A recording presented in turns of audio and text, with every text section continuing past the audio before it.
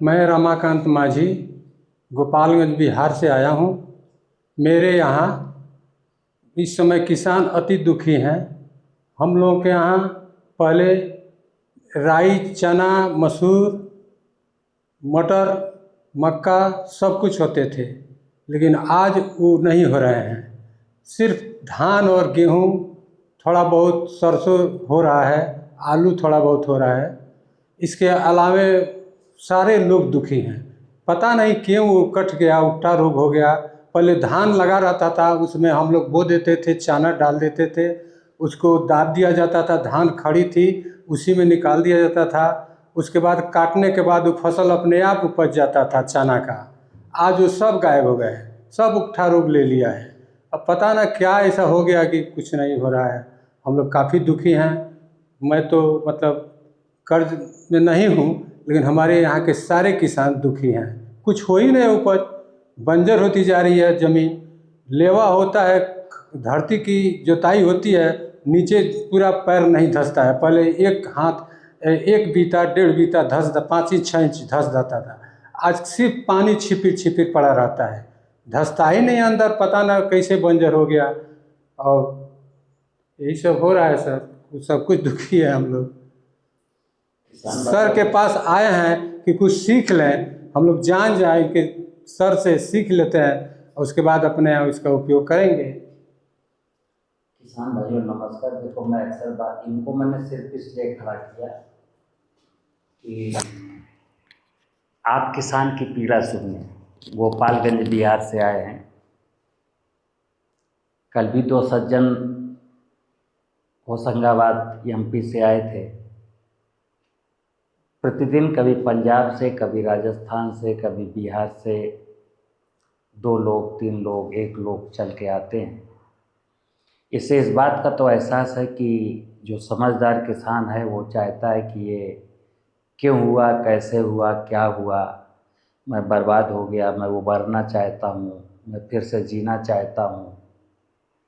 तो ऐसे लोग आ जाते हैं यहाँ पर। अब आप लोग जो हमको सुनते हैं दूर बैठ के, जो नहीं आ सकते नहीं आए, कोई बात नहीं, लेकिन मैं अक्सर निवेदन करता हूँ कि अपने आने वाली पीढ़ियों का भविष्य बचा लीजिए। ये मैं नहीं कह रहा हूँ, ये इन्होंने कहा। धरती इतनी कठोर हो गई है, पैर धंसता ही नहीं। चना मटर में उकसा लग जाता है, अब होता ही नहीं। केवल धान गेहूँ होता है, और धान गेहूँ में इतनी ज़्यादा लागत आती है। धान गेहूँ ज़मीन की फर्टिलिटी को ख़राब करता है, ज़मीन के नीचे का भूगर्भ जल का दोहन करता है। धान गेहूँ का जो भूसा है, पुआल है, वो पशुओं के दुग्ध उत्पादन को कम करता है। और धान गेहूँ का भोजन मनुष्य को कॉन्स्टिपेशन जैसा मर्ज पैदा करता है, यानी कि इंसान स्वस्थ नहीं रह सकता। उसके ऊपर जब यूरिया डीएपी बहुत हो, पेस्टिसाइड का अंश बहुत हो, तो वैसे भी बहुत पौष्टिक फसलें नहीं है ये, लेकिन फिर भी उनमें रसायन चले गए तो और भी मुश्किल खड़ा कर रहा है। अर्थव्यवस्था भी चौपट है, ज़मीन की फर्टिलिटी भी चौपट है, किसान कर्ज में है और किसी समस्या का समाधान उसको मिलता नहीं है। तो आप माझी जी बैठ जाइए, बैठ जाइए आप। अब मित्र आपको बताता हूँ, देखो है क्या। मैं डेली एक ही चीज़ समझाता हूँ, तरीका अलग है लेकिन चीज़ एक ही है। मैं लास्ट में ज़मीन पे आके रुकता हूँ। अब यहाँ मैंने कुछ चीज़ें लिखी हैं जो आज किसान की मजबूरी बन गई है। जैसे किसान इस ज़मीन में कोई भी फसल बोता है तो उसको मालूम है कि हम अच्छा बीज बाज़ार से लाएंगे तभी अच्छी पैदावार होगी। तो वो उसके घर में गेहूं है, उसके घर में चना है, उसके घर में धान है, लेकिन वो भटक रहा है बाज़ार में भी, यूनिवर्सिटियों के पीछे पीछे घूम रहा है कि कोई अच्छा बीज मिल जाए ताकि इस साल मेरी पैदावार अच्छी हो जाए। हर साल यही सोचता है। पिछले 10 सालों से बीज बदल रहा है, लेकिन बीज बदलने से कुछ हुआ नहीं। लेकिन फिर भी मृग मारीचिका की तरह शायद इस साल अच्छा बीज मिल जाए, और ऐसा हमारा सिस्टम बताता है कि अच्छा बीज बोएंगे तो अच्छी पैदावार होगी। बिल्कुल झूठ है। फिर जब बीज ले आता है, फसल तय कर लेता है, तो उसको चिंता होती है कि संतुलित उर्वरक इस बार डालेंगे। और संतुलित उर्वरक तो जाने कब, संतुलन तो बहुत पहले कर चुका, तो अब तो संतुलन के भी आगे और संतुलन कर रहा है, यानी फर्टिलाइज़र की रिक्वायरमेंट बढ़ रही है। फफूंदनाशक बीमारी लगती ही लगती है, तो उसको फफूंदनाशक डालना है। फसल में कीड़ा आता है तो कीटनाशी का भी उसके दिमाग में है कि अमुक कंपनी का अमुक कीटनाशक भी डालना है। खरपतवारों के बारे में लोगों ने बताया कि खरपतवार हमारे दुश्मन हैं, फसल के दुश्मन हैं, धरती के दुश्मन हैं, इंसानियत के दुश्मन हैं। ये धरती से पोषण लेते हैं, पानी लेते हैं, सूरज की रोशनी लेते हैं, इसलिए खरपतवार ना हो तो फसल ज़्यादा अच्छी होगी, तो खरपतवार भी मारता है। फिर उसको मालूम है कि अमुक फसल में हमको 7 बार पानी लगाना है, 5 बार पानी लगाना है, तो पानी बोरिंग से आएगा, तो वो ट्यूबवेल लगा करके, समर लगा करके सिंचाई करता रहता है। जुताई इन्होंने कहा कि ट्रैक्टर जोत नहीं पाता, ज़मीन इतनी कठोर हो गई है कि कई बार जब जुताई करो तब खेत बन पाता है। इन्हीं सारी व्यवस्थाओं में किसान की बहुत सारी लागत लग जाती है, और जब धान गेहूँ जो भी पैदावार होता है, जब हिसाब लगाता है, अगर वो अपनी मजदूरी जोड़ते तो भगवान कसम उसको कुछ मिलता तो नहीं, बस रोटी मिल रही है, खा रहा है, जी रहा है। वो भी क्या खा रहा है? चावल केवल खा रहा है, क्योंकि चावल उगाता चावल ही खाएगा, गेहूँ उगाता तो गेहूँ की रोटी खाएगा। दाल मिलती नहीं, तेल मिलता नहीं, सब्जियां मिलती नहीं, फल मिलती नहीं, और अगर बाज़ार से ख़रीदता है तो उन सब्जियों में, फलों में बहुत ज़्यादा इंसेक्टिसाइड है। वो कहते हैं ना कि गजब की प्यास लगी थी लेकिन पानी में जहर था, पीते तो भी मर जाते, ना पीते तो भी मर जाते। आज हालात कुछ ऐसे हैं कि खाते तो भी मर जाते, ना खाते तो भी मर जाते। मित्र, ये सारी व्यवस्था ये बाजारवाद को प्रमोट करती है। बिजनेसमैन लोगों ने ये चीज़ें बेचने का अपना एक जुगाड़ बनाया है। कुछ उत्पादक हैं सीड प्रो, तो बाजारवाद में क्या है कि कोई बीज बेच रहा है, बीज बेच के करोड़पति बन रहा है, कोई उर्वरक बेच के अपना धन कमा रहा है, कोई पेस्टिसाइड बेच के धन कमा रहा है, कोई सिंचाई का, बोरिंग का, समर बेच के कर रहा है, किसी ने ट्रैक्टर खरीद लिए हैं तो लोगों की जुताई करके धन कमा रहे हैं। शेष किसान 80%, 85% किसान कर्ज में है। हम कहते हैं एक है साधे सब सधे, सब साधे सब जाए। इसको, ये जो इधर का भाग है, इसको कहते हैं रासायनिक खेती, मैकेनाइज्ड फार्मिंग। हरित क्रांति के बाद रासायनिक खेती और मैकेनाइज्ड फार्मिंग आई, जहाँ रसायनों का प्रयोग है और कृषि यंत्रों का प्रयोग है, बोरिंग का प्रयोग है। इसी ने किसान को ले डूबा। धरती की फर्टिलिटी को खा गया ये सिस्टम, प्रकृति की संपूर्ण व्यवस्था को खा गया ये सिस्टम, मनुष्यता को खा जाएगा ये सिस्टम। कुछ लोग रईस बनेंगे, कुछ लोग, चंद लोग, लेकिन ज़्यादातर लोग सफरर हैं। ये ऐसा काला नाग है जिसको काटेगा उसको पानी नहीं मिलेगा। मैं अक्सर कहता हूँ इस सत्य को स्वीकारिए। मेरी बात बहुत सारे लोगों को बुरी लगती है, लग जाए, मैं जब तक जिंदा हूँ सत्य बोलूँगा। और किसानों से एक ही अनुरोध करता हूँ कि वो इस सत्य को जितना जल्दी हो स्वीकार कर लो। जल्दी स्वीकार करोगे तो आपके साथ जो कुछ भी हुआ, गलत हुआ, सही हुआ, हमें नहीं पता, लेकिन आपके बच्चों के साथ बहुत अच्छा होगा, क्योंकि हमारी टोटल की टोटल जिंदगी इन पर निर्भर है। ये 4 शब्द हैं, इसी को सनातन कहते हैं, इसी को प्रकृति कहते हैं। जमीन अनफर्टाइल हो गई। अगर जमीन उर्वर है, अगर जमीन फर्टाइल है, तो हमें संतुलित उर्वरकों की क्या जरूरत। अगर हमारे खेत की बायोडाइवर्सिटी बहुत स्ट्रांग है, मजबूत है, तो हमें कीटनाशकों की क्या जरूरत। अगर हमारे क्षेत्र में जलाशय जिंदा हैं, ज़मीन की वाटर होल्डिंग कैपेसिटी अच्छी है, तो मुझे सिंचाई की क्या ज़रूरत। अगर मेरे यहाँ वृक्ष हैं तो जलवायु परिवर्तन, जलाशय और वृक्ष हैं तो जलवायु परिवर्तन जो हो रहा है ना, नाटक नौटंकी कर रहे हैं ना पढ़े लिखे लोग,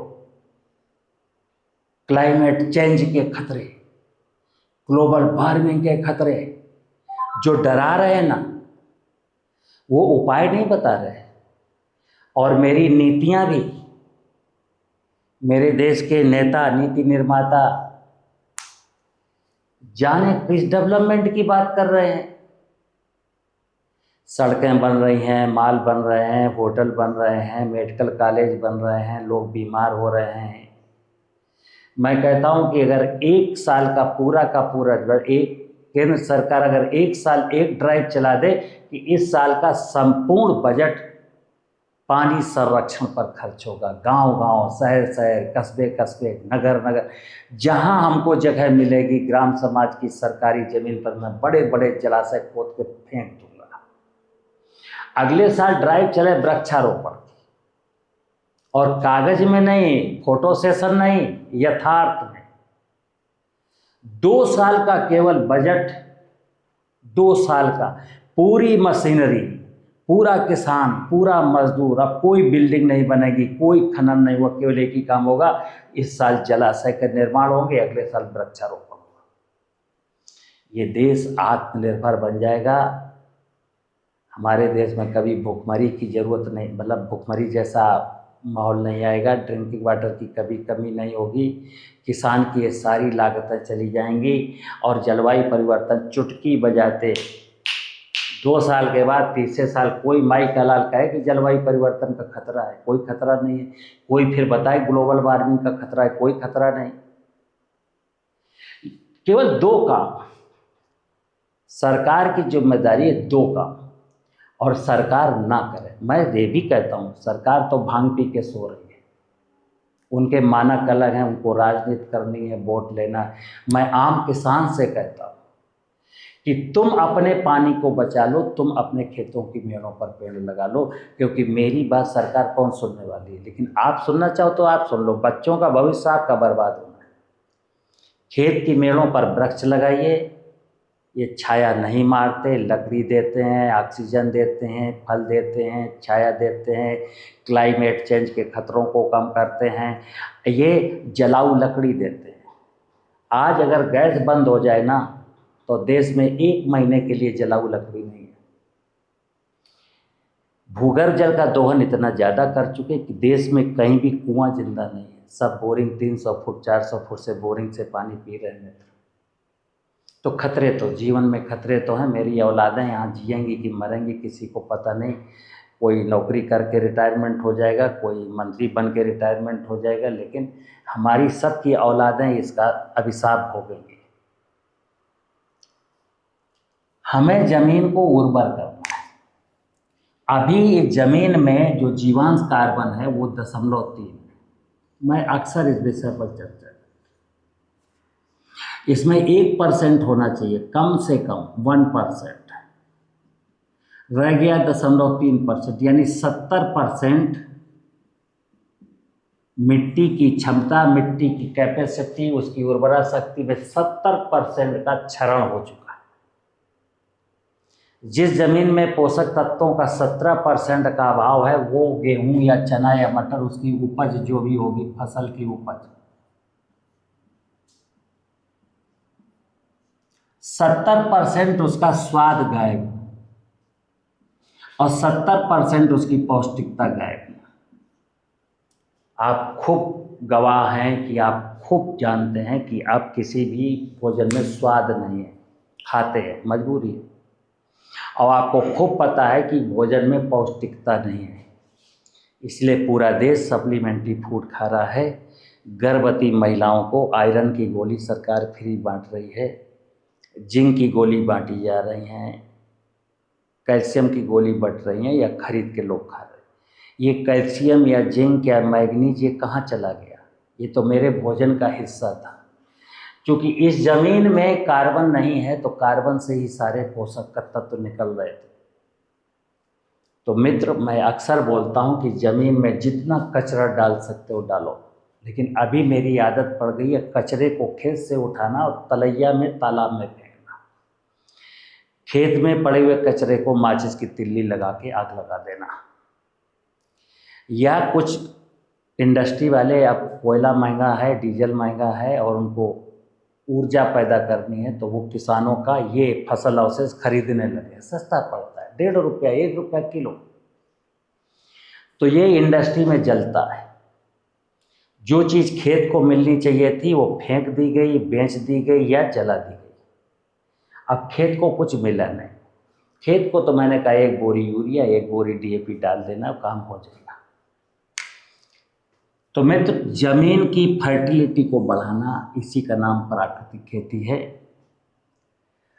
और जलाशय, या तो जमीन में वाटर होल्डिंग कैपेसिटी बढ़ा दीजिए या जलाशय बना दीजिए। वर्षा का पानी खेत में रोक लीजिए, ताल तलैया बना के इकट्ठा कर लीजिए, या ज़मीन में कार्बन की मात्रा इतनी बढ़ा दो कि उसकी वाटर होल्डिंग कैपेसिटी बढ़ जाए। खेत की मेड़ों पर वृक्ष लगा दीजिए। अब ये जो बायोडाइवर्सिटी है स्वतः मेंटेन हो जाएगी। बायोडाइवर्सिटी में बहुत सारी वनस्पतियाँ, बहुत सारे जीव जंतु आते हैं जो नमी में पनपते हैं, स्वतः पनपते हैं। अब बायोडाइवर्सिटी आपको तितली, मधुमक्खी कहीं से लानी नहीं है, चिड़िया, ये स्वतः आ जाएगी। जहाँ पर ज़मीन उर्वर होती है, जंगल होता है, पानी होता है, वहाँ सारी चीज़ें बनने लगती हैं। जो चीज़ें नष्ट कर डाली हैं इंसेक्टिसाइड डाल करके, वो भी वहाँ बच जाएगी। अभी मित्र क्या हो रहा है, मैं सच सच बोलता हूँ कि अभी लोग चाहते हैं जाने अनजाने खेती का ये सत्य, सनातन का ये सत्य, धर्मगुरु भी बहुत सारे धार्मिक चुटकुले सुनाते हैं, बहुत सारे धार्मिक चुटकुले सुनाते हैं। धर्म का मतलब जमीन है, जल है, जंगल है, जानवर है। कथा भागवत में इस सत्य को, जिस पर जीवन टिका है, जहाँ से ऑक्सीजन मिलती है, जहाँ से पानी मिलता है, जहाँ से भोजन मिलता है, जिसकी अनुकंपा से मेरा जन्म हुआ है, जिसकी अनुकंपा से मेरा लालन पालन हो रहा है, धर्म में उस विषय की कहीं कोई चर्चा नहीं करता। कारण कि धर्म की सच्चाई अगर इंसान जान गया तो मेरी दुकानदारी का क्या होगा। चिकित्सा विज्ञान खुश है, भोजन बेस्वाद है, भोजन में पौष्टिकता नहीं है, कीटनाशक के अंश हैं, तो चिकित्सा विज्ञान खूब मनी मन तालियां बजा रहा है कि बहुत अच्छा चल रहा है, देश में मरीज पैदा हो रहे हैं, मेरा धंधा चल रहा है। एग्रीकल्चर की पूरी इंडस्ट्री बहुत खुश है कि ज़मीन अनफर्टाइल है तो मेरी urea, DAP, potash, zinc, sulphur, जाइम बिक रहा है, फसलों में बीमारियां लग रही हैं, फंजीसाइड बिक रहा है, कीड़ा लग रहा है, इंसेक्टिसाइड बिक रहा है, और खरपतवारों के बारे में तो वैसे किसान को मैंने बेवकूफ़ बना दिया, तो वीडीसाइड भी बिक रहा है। भूगर्भ जल जैसे जैसे नीचे जा रहा है, वाटर होल्डिंग कैपेसिटी जैसे जैसे कमज़ोर पड़ रही है, तो मेरे बोरिंग भी हो रही हैं, समरसेबल भी बिक रही हैं, और ज़मीन कठोर हो रही है। सामान्य सा हल ज़मीन को 6-7 इंच जोत नहीं सकता, तो नाना प्रकार के कृषि यंत्र भी बिक रहे हैं। सबकी दुकानदारी चल रही है, लेकिन किसान की दुकानदारी ठप हो गई। किसान की दुकानदारी अकेले ठप नहीं हुई, ये दुकानदारी देर सवेर सबकी ठप कर देगा। कहते हैं धर्मो रक्षति रक्षता, धर्म बचेगा तो इंसानियत बचेगी। धर्म का मतलब है भूमि बचेगी, भूमि की उर्वरता बचेगी। भूमि तो रहेगी, भूमि कहाँ जाएगी, बंजर हो जाएगी ना बस, लेकिन भूमि रहेगी, लेकिन भूमि की उर्वरता नष्ट हो जाएगी। जब भूमि की उर्वरता नष्ट हो जाएगी, अब नष्ट जैसी तो हो ही गई, तो बस पागलों की तरह भीड़ दौड़ेगी। पानी, भूगर्भ जल खत्म हो जाएगा तो फिर देखते हैं, पढ़ लेना रामायण, फिर करते रहना गीता के पाठ, फिर कराते रहना यज्ञ। खूब यज्ञ करा लेना। यज्ञ कराने से अगर पानी बरस जाए, पानी पीने का मिल जाए, तो मैं जो कहोगे वो हार जाऊंगा। काट लेना जंगल, फिर तरस जाना ऑक्सीजन के लिए। कई बार मैं कहता हूं कि ईश्वर ने जो माया बनाई है, तो मैं सीधे सीधे कहता हूं कि अगर आपको सांप से नफरत है, चींटी से नफरत है, इल्ली से नफरत है, माऊ से नफरत है, चूहे से नफरत है, तो भगवान को दो गाली कि भगवान साला चूतिया था, है हिम्मत तो बोलो। क्योंकि आप भगवान को मानते हो, भगवान की पूजा करते हो झूठी। जो भगवान का सच्चा पुजारी होगा वो सनातन के सत्य को जानने का प्रयास करेगा। सनातन के सत्य को जानने का मतलब है ज्ञान मार्ग। और जो भूमि को, भूगर्भ जल को, जंगल को, जीव जंतुओं को बचाएगा, बचाने के लिए कर्म करेगा, उसको कहते हैं कर्म मार्ग। और जो भूमि का, भूगर्भ जल का, जंगल का, सूरज का, आकाश का, वायु का गुणगान करेगा, उसको कहते हैं भक्ति मार्ग।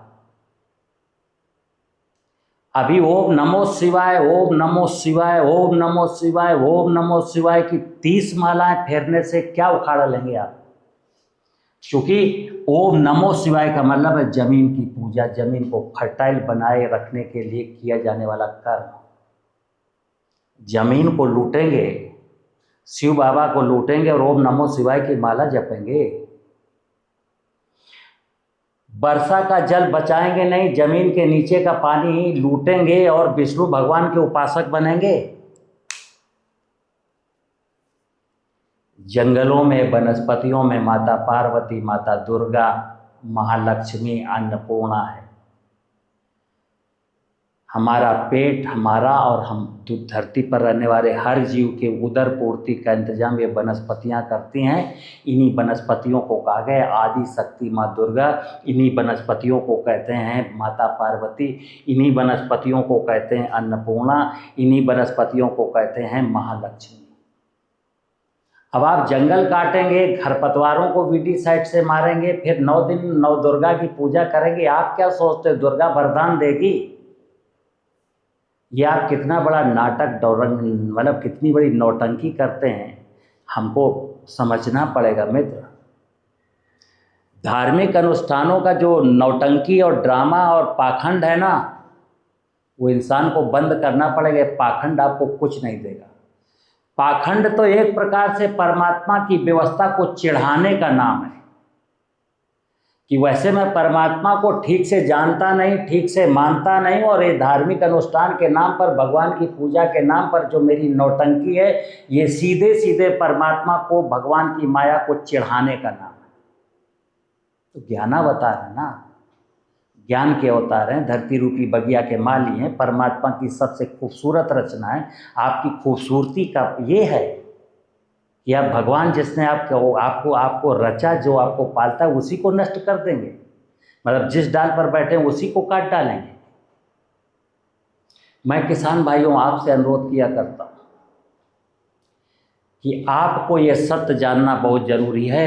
अगर आप धरती के विज्ञान को, जंगल के विज्ञान को नहीं जानेंगे, धरती की उर्वरता के विज्ञान को नहीं जानेंगे, तो कीटनाशक, खरपतवारनाशक, सिंचाई, जुताई आप खूब चलते चले जाएंगे और एक दिन आप सुसाइड कर लेंगे। आज भी देश में 20,000 के आसपास किसान आत्महत्या करते हैं खेती में घाटा हो जाने के कारण। ये खबरें छपती नहीं हैं, लेकिन करते हैं, मुझे मालूम है। ये आत्महत्या का सिलसिला और बढ़ेगा। मैं क्या कहता हूँ, खेती से बड़ा कोई धर्म नहीं। खेती एक धर्म है, खेती ही धर्म है, खेती के सिवाय और सब कुछ अधर्म है। और आज किसान जो धार्मिक हुआ करता था उसको भी अधार्मिक बना दिया, लालच दे दे करके। कहा गया है जहाँ लालच है वहाँ धर्म नहीं है। जहाँ भी लालच है, जहाँ भी स्वार्थ है, वहाँ धर्म से कोई लेना देना नहीं। जो धर्म गुरु 51 लाख रुपए में भगवत कथा कहता है, वो धर्म की कथा नहीं कहता, वो अपना स्वार्थ सीधा करता है। और कथा के नाम पर नाना प्रकार के बेवकूफ़ी भरे चुटकुले सुनाता है, आपको सिर्फ मनोरंजन कराता है। अच्छा, उसकी मजबूरी भी है।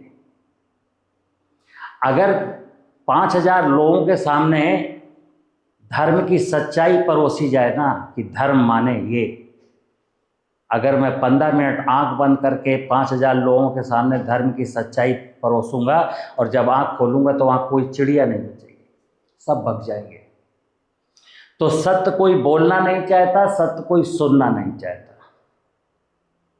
अब सत्य, जो असत्य बोल रहा है वो कह रहा है मेरी मजबूरी, ऑडियंस सुनता नहीं है, जो ऑडियंस की पसंद है मैं तो वही बोलूँगा।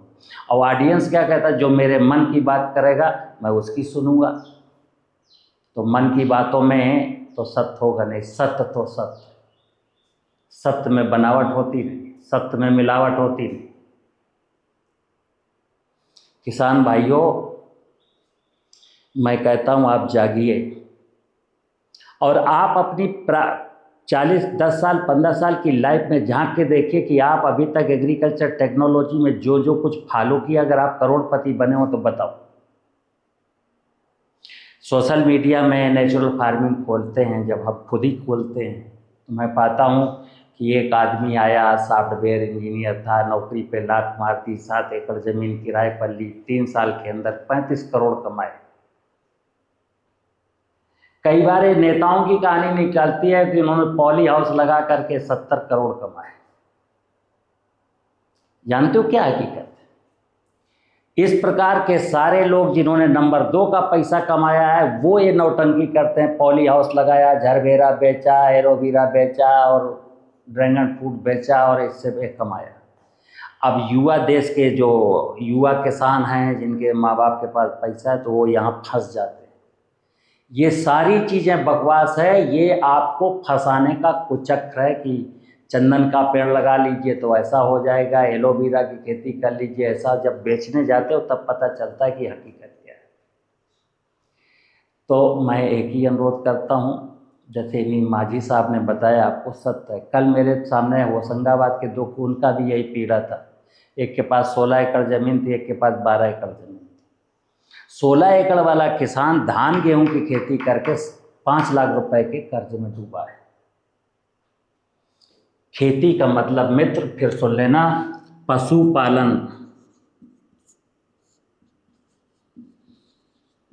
किसी ज़माने में पशु हमारी अर्थव्यवस्था का आधार हुआ करते थे, जिसको आज पूरी तरीके से इग्नोर कर दिया गया, हटा दिया गया। वृक्ष हमारी अर्थव्यवस्था का आधार हुआ करते थे। फिर नाना प्रकार की फसलें। आज हमारे देश में धान गेहूँ बहुत सरप्लस है और दालें नहीं हैं और तेल नहीं है। दालें और तेल बाहर से आते हैं, फिर प्रोसेस होते हैं, फिर पॉलिश होती है। इतनी डेंजरस पॉलिश है दालों में कि वो निकलती नहीं है, गर्म पानी से भी नहीं निकलती, और वो पूरा देश खाता है, फिर बीमार होता है। इस शरीर में, इस पेट में एक एनर्जी की ज़रूरत के लिए कौन सा भोजन डालना चाहिए, कौन सा डीजल, कौन सा पेट्रोल डालना चाहिए, ये मुझे तय करना पड़ेगा। मैंने कहा था खेती जीवन के लिए है, खेती मृत्यु के लिए नहीं है। खेती हमें जीवन दान देती है। कृषि मूलस्य जीवनम, जीवन का आधार खेती है, और आज की खेती मृत्यु का कारण बन रही है। आप नज़रें घुमा के देख लीजिए, टोटल जितनी बीमारियां हैं, जितनी लाचारियां हैं, जितनी मजबूरियां हैं, जितने जीवन में दुख है, उसका कारण सिर्फ और सिर्फ एक ही है कि खेती आज पैसे का है। खेती को पैसे के लिए किया जा रहा है। खेती के सारे निवेश बाजार से लाए जा रहे हैं और किसान अपनी ज़रूरतों का सामान भी बाजार में लाता है और अपनी फसलों की उपज भी बाजार में बेचने जाता है। भूख है मजहब इस दुनिया का, और हकीकत जो सबसे इम्पोर्टेंट चीज़ है, किसान वो बेचता फिर रहा है मंडियों पर। बाबूजी ले लो, बाबूजी क्या भाव है। भिंडी जब 20 रुपये किलो बिकती है आम कंज्यूमर को, तब किसान की भिंडी 5 रुपये किलो बिकती है। 6 महीना भिंडी की खेती करने वाला, दिन रात एक करने वाला किसान 5 रुपए में बेचता है और आढ़तिया और वो सब्जी वाला मिल करके 15 रुपए का मार्जिन यूँ कमाते हैं एक के दिन में। कोई भी सब्जी, कोई भी फल ले लो, सबके साथ यही हाल है। केला हमको आज भी 30 रुपया 40 रुपया किलो मिलता है, लेकिन किसान का केला इस साल 2 रुपया किलो है। टमाटर 2 रुपया किलो बाजार में बिक रहा है, लेकिन कंज्यूमर को 10 रुपया किलो। यानी किसान की वस्तु 2 रुपये में खरीदी जाती है और बाजार में 10 रुपये की बेची जाती है। एक पूरा का पूरा सिंडिकेट है, और वो इसलिए है क्योंकि किसान आवश्यकता से अधिक, मतलब बिल्कुल असंगठित क्षेत्र है। किसान सोचता है इस साल पपीता लगाएंगे, क्योंकि किसी का पपीता 20 रुपये किलो बिक गया। देखा देखी गांव में 20 लोगों ने पपीता लगा दिया। अगले साल उन किसानों का पपीता 5 रुपया किलो बिकता है, तो किसान कान पकड़ के उठता बैठता कि पपीते की खेती कभी नहीं करूँगा। मैं अक्सर कहता हूँ, खेती जो मेरे पूर्वज करते थे, ट्रेडिशनल फार्मिंग, ज्वार बाजरा मक्का उर्द मूंग अरहर जौ चना मटर मसूर राई अलसी। लेकिन अब दिक्कत क्या है? दिक्कत जैसे इन्होंने माझी जी ने बताया कि अब चना बोने में, दलहनी फसल बोने में विल्ट लग जाता है, विल्ट, उकसा रोग। मैंने बोला कि उकसा रोग बिल्कुल खत्म हो जाएगा जीवामृत डालने से। कुछ लोगों के यहाँ निमेटोड से एक समस्या बन गया। मैं कहता हूँ जीवामृत बरसात के सीजन में डाल दीजिए, रबी में चाहे जो फसल बोले ना, अगर उकसा लग जाए, निमेटोड से लग जाए तो आ जाना, मुझसे बात कर लेना। लेकिन जीवामृत जंगल की मिट्टी से बना हुआ जीवामृत, गौमूत्र गोबर और गुड़ और बेसन वाला जीवामृत नहीं। ये भी एक, क्या बताऊँ इसको क्या है। मित्र जागिए, अगर जागने में विलम्ब हुआ, मैं कहता हूँ 1-2 साल के अंदर अगर ये देश नहीं जागा, वक्त भी बता रहा हूँ, 2 साल के अंदर हमारे राजनेता नहीं जागे, मेरे बुद्धिजीवी नहीं जागे, देश का किसान नहीं जागा, तो मैं लिख के दे रहा हूँ 10 साल के बाद अभी जब मैं रोता हूँ तो आंसू पानी का निकलता है, खून का आंसू निकलेगा। जब हमारे सामने मेरे बच्चे लाचारी का जीवन जिएंगे तो आप खून के ही आंसू रोएंगे। इसलिए मैं कहता हूँ लक्ष्मी के पीछे मत भागिए, जिंदगी बचाइए, जान बचाने का वक्त है। तुम अभी भी लक्ष्मी के पीछे लगे हो, लेकिन हाँ, धरती बचेगी तो जान भी बचेगी, लक्ष्मी भी मिलेगी, ध्यान रखना। आज के 100 साल पहले कहते थे उत्तम खेती मध्यम मान निश्चित चाकरी भीख ठेदार। आज खेती सबसे निचले पायदान पर है। उसका कारण है कि आप शकुनियों के साथ जुआ खेल रहे हैं। ये खाद बेचने वाले, दवा बेचने वाले, कृषि यंत्र बेचने वाले, बीज बेचने वाले, रोटावेटर बेचने वाले, बोरिंग का सामान बेचने वाले, सब शकुनी हैं, जो आपसे कहते हैं एक दांव लगाओ और इस बार करोड़पति बनोगे। आप एक दांव फिर लगा देते हो, आपका सब कुछ छिन गया। आपका सुख छिना, चैन छिना, परिवार छिना, ज़मीन की फर्टिलिटी छिनी, ज़मीन के नीचे का पानी छिना, बायोडाइवर्सिटी छिनी, आप कर्ज में डूब गए, आप बीमारी छिनी, आपके भाइयों में झगड़ा हो गया पैसे के लिए। तो महाभारत में धर्मराज युधिष्ठिर में लास्ट में क्या दांव पर लगाया? आखिरी दांव बचा था द्रौपदी। आज किसान के पास द्रौपदी ही बची है दांव लगाने के लिए, और कुछ बचा नहीं। तो मैं एक ही चीज़ कहता हूँ, द्रौपदी को बचा लीजिए। नमस्कार।